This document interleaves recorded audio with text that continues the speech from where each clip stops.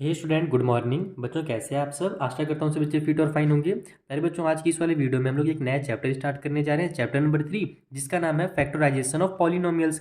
पिछले वाले चैप्टर में यानी कि पॉलिनोमियल्स वाला हमारा जो चैप्टर था, चैप्टर नंबर 2, उसमें अपने पॉलिनोमियल्स को सॉल्व करना सीखा था ना। सेम उसी तरीके से यहाँ पर हम क्या करेंगे, फैक्टराइज करना सीखेंगे। अब बोलोगे सर ये फैक्टराइज क्या होता है?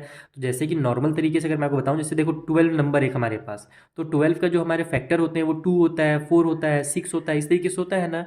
तो बस हमको यहाँ पर वही काम करना है कि एक्स वाई जेड के फैक्टर पता करने हैं कि ये किससे किससे डिवाइड हो रहा है, और फिर उसको हम लोग को बस अगले टर्म में लिख लेना है। जैसे देखो 12 को हम लोग क्या लिख सकते हैं, 6 × 2 लिख सकते हैं, 4 × 3 लिख सकते हैं, इस टाइप से लिख सकते हैं ना। सेम वही काम हमको क्या करना है, X Y Z A B C D के साथ करना है। नंबर्स को हमको देखना है कि कौन कौन से नंबर इससे डिवाइड हो सकते हैं, और उसी नंबर को अपन कॉमन लेंगे। यहाँ पर आप एक बहुत अच्छी चीज़ सीखोगे, कॉमन लेना। जैसे कि मैंने आपको पहले वाले भी कई सारे वीडियोस में सिखाया है, क्लास 8 में भी आपने सीखा है, फिर भी कई बार बच्चे भूल जाते हैं। तो इसमें आपको बहुत अच्छी सी प्रैक्टिस हो जाएगी, क्योंकि क्वेश्चन जो है बहुत ज़्यादा दिया हुआ है, तो उससे आपको प्रैक्टिस हो जाएगा और आप फिर कभी नहीं भूलोगे कि नंबर्स को कैसे हम कॉमन लेते हैं, फैक्टराइज कैसे करते हैं। तो आइए स्टार्ट करिए चैप्टर। और ये जो हमारा वीडियो रहेगा, इसमें मैं ना यानी कि ये देखो बहुत सारे क्वेश्चन है, तो पहले तो मैं काम करता था कि एक एक क्वेश्चन के एक वीडियो बनाता था, लेकिन वैसे में ये बहुत ज़्यादा वेस्ट हो जाएगा टाइम का। तो मैं काम करता हूँ 3 3 क्वेश्चन का एक एक वीडियो बनाता हूँ। और जितने भी मैं वीडियोस बनाऊंगा ना, टोटल इस वाले एक्सरसाइज का या आगे एक्सरसाइज का, तो उन वीडियोस के लिंक आपको नीचे डिस्क्रिप्शन बॉक्स में दे दूंगा। वहाँ जाकर के आप ऑल वीडियोस ऑफ चैप्टर 3 में क्लिक करना, तो इस चैप्टर के सारे वीडियोस आपको एक ही साथ मिल जाएंगे। तो चलिए अभी स्टार्ट करें, और ये क्वेश्चन नंबर 1 2 और 3 के जो नंबर्स हमको दिए हैं ना, इनको फैक्टराइज करना सीखें। तो देखो ये हमारा फर्स्ट क्वेश्चन है, जहाँ पर हमें 9x² प्लस में 12xy दिया हुआ है। तो आपको देखना क्या है कि इन दोनों नंबर्स में कॉमन कौन कौन से मिल रहे हैं। जैसे ये जो हमारा पॉलिनोमियल दिया हुआ है, ये जो हमारे पॉलिनोमियल्स दिए हुए हैं ना, इसमें कॉमन क्या क्या है। जैसे देखो यहाँ पर 9 है और यहाँ पर 12 है, तो दोनों किसके टेबल में आते हैं, आप ये दिमाग लगाओ पहले तो जो दोनों नंबर है वो 3 के टेबल में आते हैं। तो हम लोग क्या करेंगे, सबसे पहले तो 3 को बाहर निकालेंगे, ठीक है, 3 लिख लेंगे। उसके बाद अब आप क्या देखोगे कि यहाँ पर जो हमारे पास एक्स वाई जेड जो है वो कहाँ कहाँ पर कॉमन मिल रहा है। तो आप देखो कि यहाँ पर भी एक्स है, पहले वाले में भी टर्म में, और जो दूसरा टर्म है उसमें भी एक्स है। इसमें तो वाई है लेकिन इसमें वाई नहीं है। तो जो सेम रहता है ना, जो कॉमन रहता है, केवल हम उसी को बाहर ले सकते हैं। तो यहाँ से एक एक्स और यहाँ से एक एक्स आप बाहर ले लो 3 के साथ। अब लगा दो आप ब्रैकेट इस तरीके से। अब यहाँ पर आप दिमाग लगाओ कि मैं कितना लिखूं ताकि ये जो नंबर है ना वो आ जाए। जैसे देखो मैंने 3 तो बाहर निकाल लिया है 9 से, तो मुझे यहाँ पर क्या लिखना पड़ेगा, 3 लिखना पड़ेगा, तब जाकर के मेरा 3 3 ज़ा 9 होगा।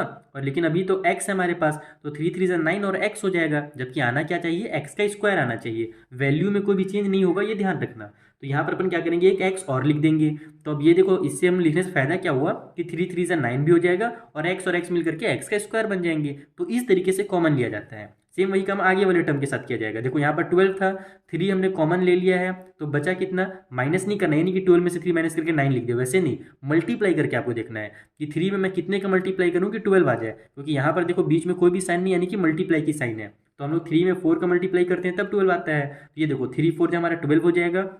एक्स को तो अपने बाहर ले लिया है, तो केवल वाई बच गया, तो वाई को यहाँ पर लिख लो। तो अब देखो अगर आप इन दोनों का मल्टीप्लाई करोगे ना, तो इतना आ जाएगा, 3 4 12 आ जाएगा। एक्स और वाई को मल्टीप्लाई करके एक्स वाई आ जाएगा। तो बस इसी को तो फैक्टराइज करना कहते हैं भाई। ये तो खत्म हो गया, बस इतना ही करना था आपको, क्योंकि अब इसके आगे कुछ सॉल्व होता हुआ दिख नहीं रहा है, प्लस माइनस कुछ नहीं हो रहा ना। तो बस यही आपका आंसर हो गया।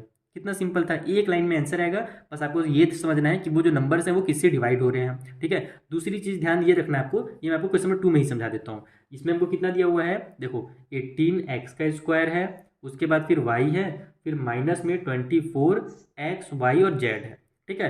तो यहाँ पर आपको ध्यान ये देना है कि देखो ये तो हमारे 2 से भी डिवाइड हो रहे हैं, 3 से भी डिवाइड हो रहे हैं, तो अब कितना हम लोग कॉमन लें। तो कॉमन जो लिया जाता है ना, वो सबसे बड़ा नंबर को लिया जाता है जो दोनों को डिवाइड कर सके। तो उस बड़े से नंबर को क्या कहते हैं, उसको हम लोग कहते हैं HCF, ठीक है। याद आ रहा है ना कि वो बड़ा से बड़ा नंबर जो दोनों नंबर्स को डिवाइड दे दे, उसको HCF कहा जाता है, हाईएस्ट कॉमन फैक्टर कहा जाता है।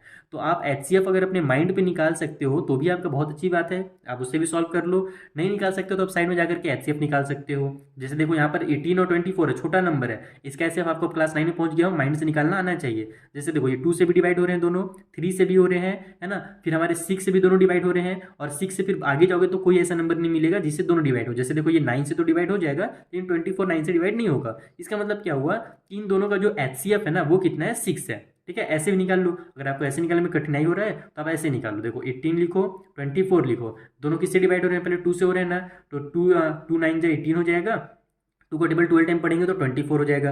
अब दोनों 3 से हो रहे हैं तो 3 3 जा 9, 3 4 जा 12।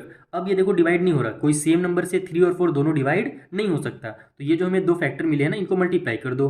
2 और 3 का मल्टीप्लाई किया तो आंसर आ गया 6। इसका मतलब जो HCF होगा वो 6 होगा। तो इन दोनों में से आप 6 पहले तो बाहर करो, ठीक है। अब ब्रैकेट लगा, अच्छा ब्रैकेट मत लगाओ अभी, एक सेकंड रुको, गलत हो गया। 6 बाहर किया हमने। अब देखो यहाँ पर भी XY है, इधर भी XY है, तो यहाँ से आप XY भी क्या करो, कॉमन ले लो।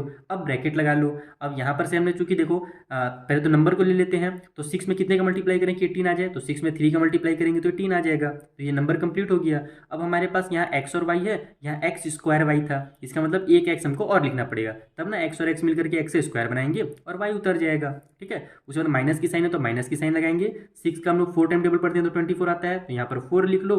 x y चूंकि हमने बाहर ले ही लिया है इन दोनों को, तो बस ये z बच गया, तो यहाँ पर 4 और z लिख दो। तो देखो अब इसका अगर इससे मल्टीप्लाई करेंगे तो इतना आ जाएगा, 6 4 24 हो गया, एक्स वाई और ये जेड का मल्टीप्लाई होगा तो एक्स वाई जेड आ जाएगा।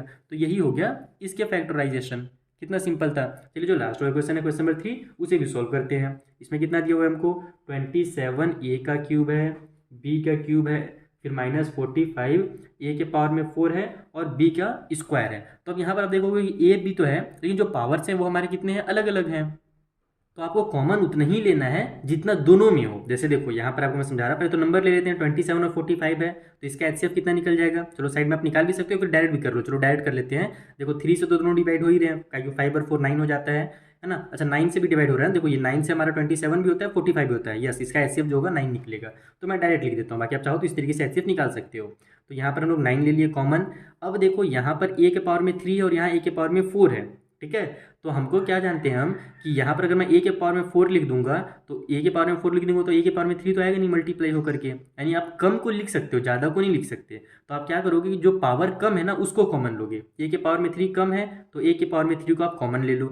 उसी तरीके से यहाँ देखो बी के पावर में 3 है और बी के पावर में 2 है, बी का क्यूब है, बी का स्क्वायर है।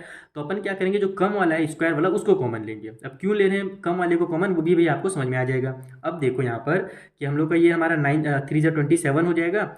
ए का क्यूब यहाँ पर था, हमने ए का क्यूब को बाहर निकाल लिया। बी का क्यूब यहाँ पर था, हमने बी का स्क्वायर निकाला है, तो एक बी लिख देंगे। तो बी और बी का स्क्वायर मतलब ये जो हमारा बी का स्क्वायर और ये बी है, ये दोनों मिल करके बी का क्यूब बना लेंगे। तो ये पहला वाला कंप्लीट हो गया। माइनस की साइन लगा लो, 9 5 जा 45 होता है, तो यहाँ पर अपन 5 लिख लेंगे। उसके बाद देखो अब ए का हमने क्यूब बाहर निकाला है, जबकि अंदर में क्या है हमारे पास, यहाँ पर ए के पावर में 4 है, तो ए के यहाँ पर भी हमको लिखना पड़ेगा, तब ना फिर ए का क्यूब और ए मिलकर के हमारा ए के पावर में 4 बना लेंगे। और चूंकि हमने बी का स्क्वायर को पहले ही बाहर निकाल लिया है और यहाँ केवल बी का स्क्वायर है, तो बस इसको आप छोड़ दो, क्योंकि इसका और इसका मल्टीप्लाई होगा तो बी का स्क्वायर ऑटोमेटिकली आ जाएगा। तो ये हो गया इसका फैक्टराइजेशन। इस तरीके से आपको इनको सॉल्व करना था। सिंपल से थे क्वेश्चन स्टार्टिंग के 1 2 3। हम मिलते हैं नेक्स्ट वीडियो में, जहाँ पर जो आगे क्वेश्चन है धीरे धीरे क्वेश्चन थोड़ा सा कॉम्प्लिकेट होना शुरू होगा, तो उन क्वेश्चन को भी अगर आप स्टार्टिंग की वीडियोस देख रहोगे ना तो आसानी से सॉल्व कर लोगे। चलिए मिलते हैं नेक्स्ट वीडियो में। Thank you for watching.